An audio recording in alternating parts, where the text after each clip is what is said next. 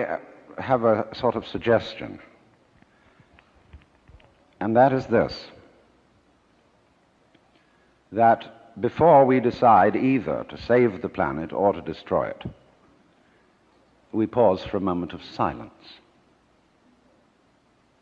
I don't mean that kind of grim silence which one observes when somebody says, such and such a famous person has just died, and we'll observe a moment of silence in his honor, and everybody frowns and thinks very serious thoughts.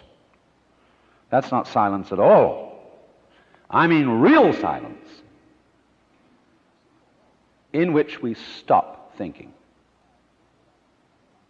and experience reality as reality is. Because after all, if I talk all the time, I can't hear what anyone else has to say.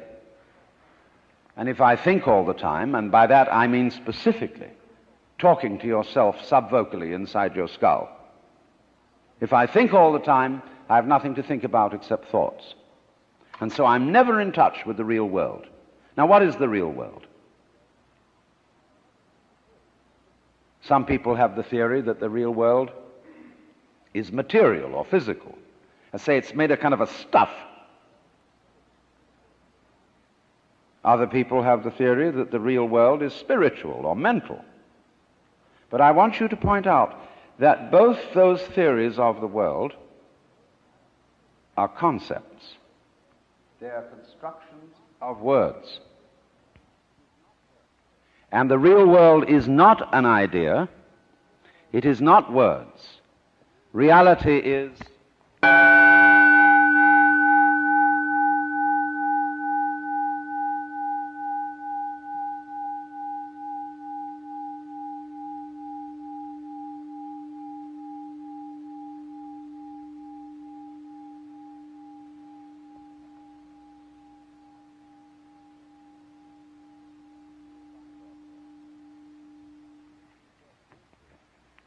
you will find, therefore, that if you get with reality, all sorts of illusions disappear.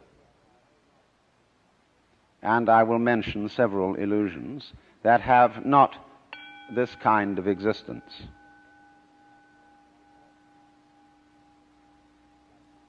Let's begin with some very down-to-earth ones, like money. Money is a very useful method of accounting. It is a measure of wealth in the same way as inches are measures of length and grams measures of weight. You cannot eat money. You could have a fantastic quantity of dollar bills and stock certificates on a desert island, and they would be useless to you. What you would need would be food and animals and companions. Money simply represents wealth in rather the same way that the menu represents the dinner. Only we are psychologically perverted in such a way that some of us would rather have money than real wealth. But you know, you cannot drive in 5 cars at once, even though they be Cadillacs. You cannot live simultaneously in 6 houses or eat 12 roasts of beef at one meal. There is a limit to what one can consume.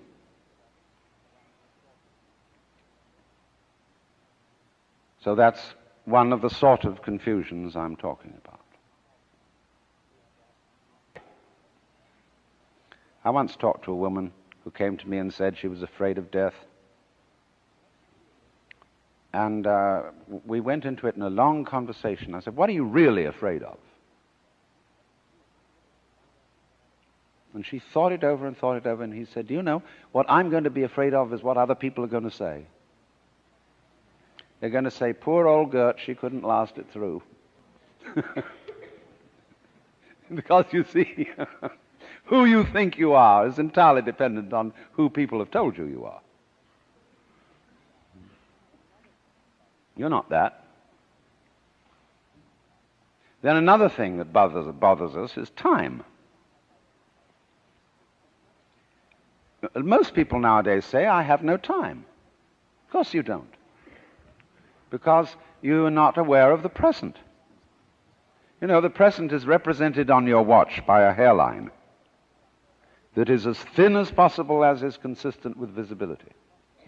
And so everybody thinks the present is instead of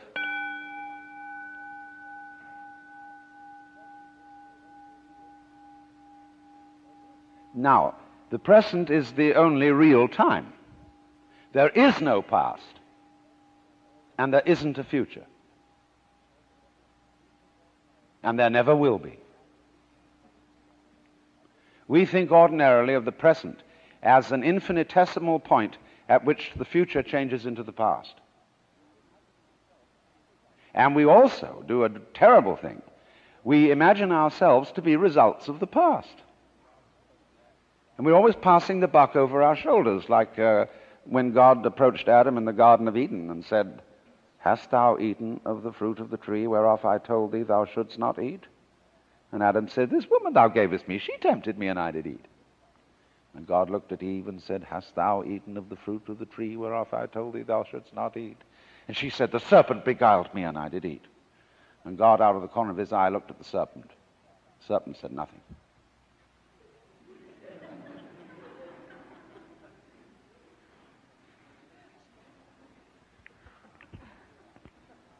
So you see, we're always passing the buck.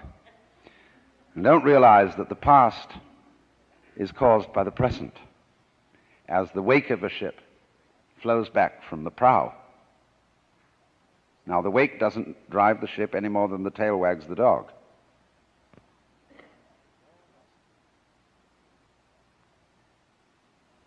But we've all got excuses. My mother had a fit while she was carrying me in the womb. They didn't bring me up right. And then they go to the mother and say, How is it that you could have been so irresponsible with your children? And she says, Well, it was my parents who didn't bring me up right either. And so everybody passes the buck.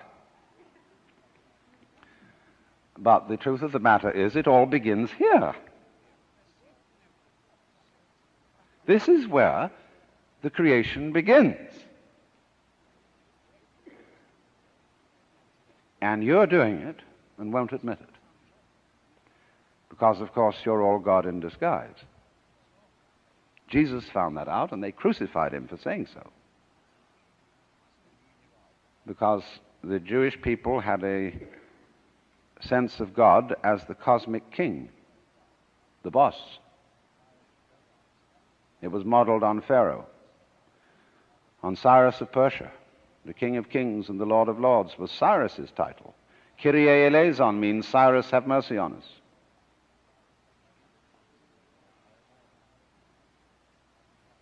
But you don't have to think of God in that image.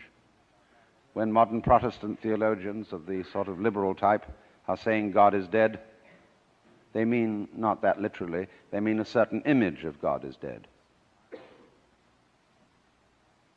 Outworn. Because it was, after all, an idol. And when it says, Thou shalt not make to thyself any graven image, it doesn't mean merely images of wood and stone, which nobody took seriously anyway.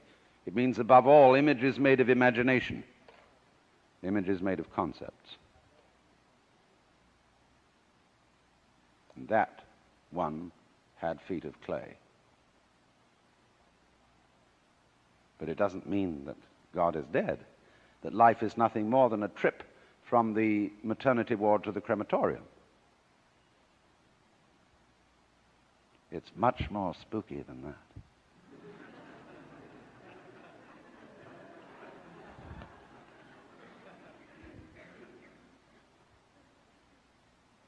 Much more wonderful.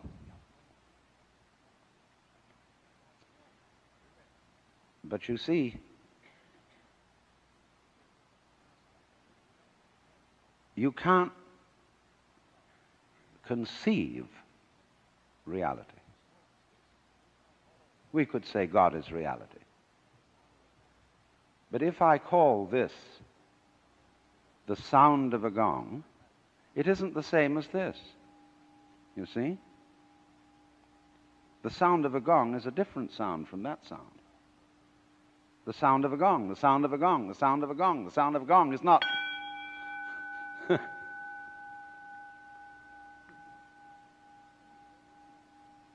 So then, there is practiced throughout the world, rather more in Asia than here, although always by a minority of people, a discipline called meditation, which is to get in touch with reality. The word meditation in English doesn't have quite the same meaning, because when we talk of someone meditating, we think of deeply pondering about something. When the Orientals are asked, what do you meditate on? They look slightly puzzled. We don't meditate on anything. We just meditate. In Sanskrit, it is called jhana. In Chinese, it is called chan. In Japanese, it is called zen. And it means, very simply, to stop thinking. Temporarily. Not again that thinking is something bad,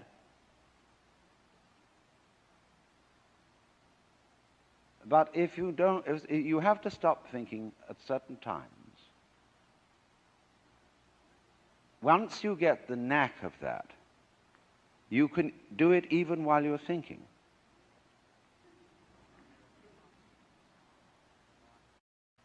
So you can be a scholar and practice meditation. This is not an anti-intellectual point of view. I imagine that most of you here are either in college or college educated. And the foundation of the intellectual life, good scholarship, requires that you meditate. But in saying that, I have got myself into a linguistic trap. Because you see, I seem to be pitching it to you as if it was something good for you. As if it would give you a better future. As if it would improve you. Now, so long as such motivations and considerations exist, you're not meditating. We talk sometimes about the practice of meditation as if it were like practicing the piano, preparing for a concert. It's much more like the practice of medicine, as when you say, well, I practice medicine. It means you do it every day, it's your way of life. So this is a very odd thing for Westerners to understand, and particularly for Americans, because we are so fixated on the future. When we say we want to put something down, we say it has no future. Well, do you? Much better to have a present. Because if you don't, it's useless to make plans. Because when they work out, you won't be there to enjoy them. You'll be thinking of something else. So this is one activity which is curiously different from all others. It has no purpose.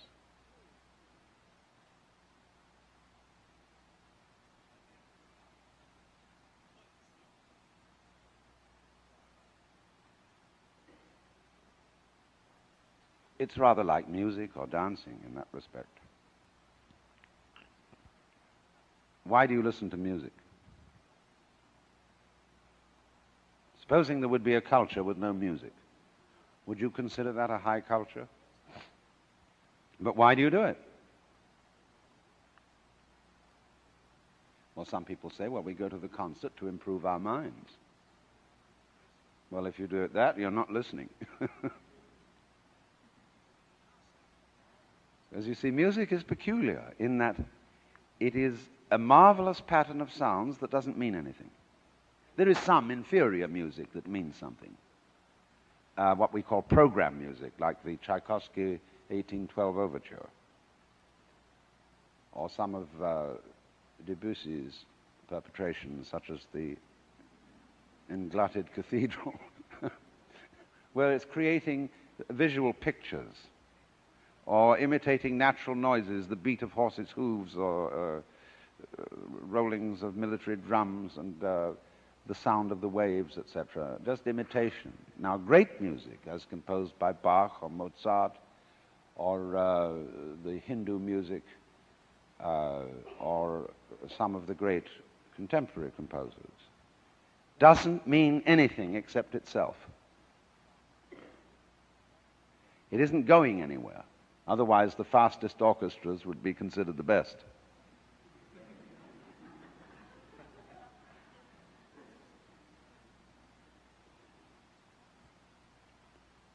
So we, in music, become centered.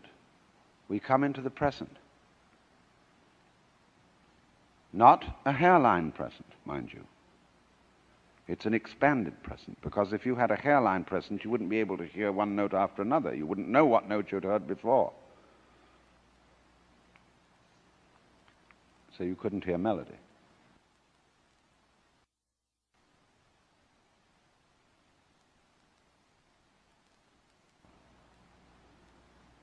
But in this, you are released into reality.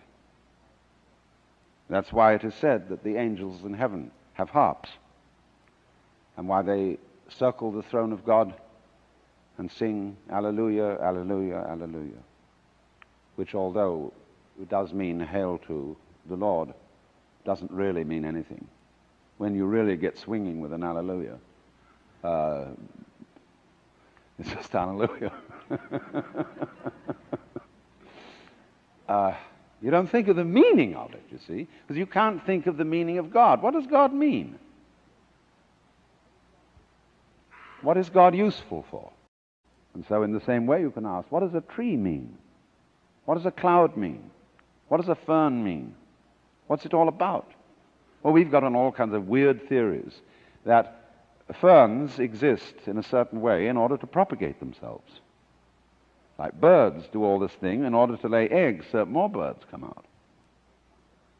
And the whole point of that is that there shall be more birds still. This is a purely engineering approach to life.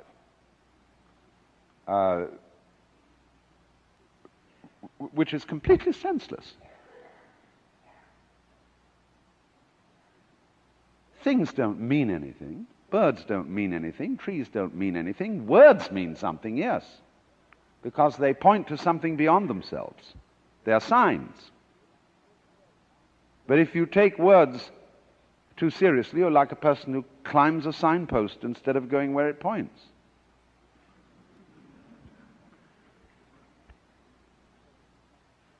And so if you suddenly say, but my life has no meaning, you're identifying yourself with a word.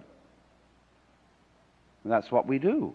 If I would identify myself with Alan Watts, that would be identifying myself with a concept, with words. A rather complicated mess of words, to be sure. But still, I would have made that mistake.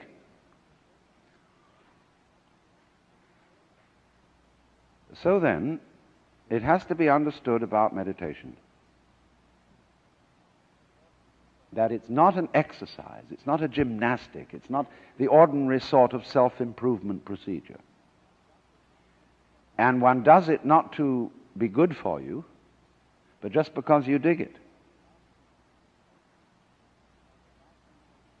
Because at last you find yourself in the center, the eternal now, in which past and future drop away.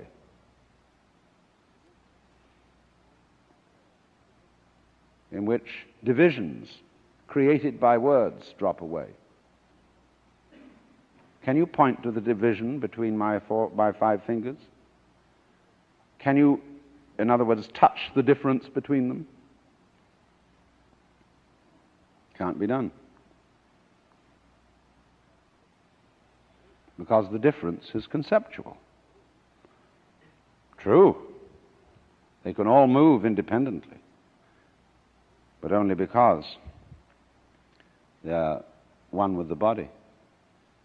and the body is one with its environment. You cannot separate those. It's like bees and flowers. Where there are no flowers, there are no bees. Where there are no bees, there are no flowers. They look very different, but they are essentially one organism. The head and the feet look very different, but they are parts of one organism.